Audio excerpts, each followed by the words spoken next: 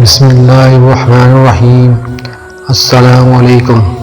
میں اداس ہو سکتا ہوں، دکھی ہو سکتا ہوں، رنجیدہ ہو سکتا ہوں، مگر مایوس نہیں، کیونکہ میرے رب کی رحمتوں کی کوئی حد نہیں۔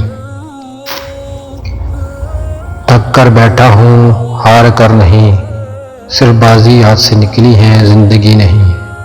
زندگی مسلسل جدوجہد کا نام ہے، کیونکہ اللہ تعالیٰ ہر پرندے کو رزق دیتا ہے مگر اس کے گھونسلے میں نہیں ڈالتا۔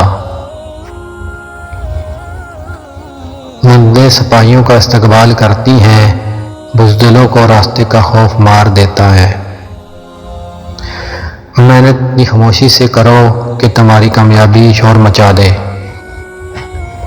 کامیابی بازاروں میں نہیں بکتی، بلکہ انسان اپنے عزم اور حوصلے سے حاصل کرتا ہے۔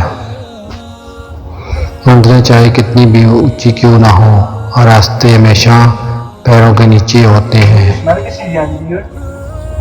زندگی بدلنے کے لیے لڑنا پڑتا ہے، اور آسان کرنے کے لیے سمجھنا پڑتا ہے۔ دن کو اس طرح نہ دیکھو کہ تم نے کیا پایا ہے، بلکہ یہ سوچو آج تم نے کیا بویا ہے۔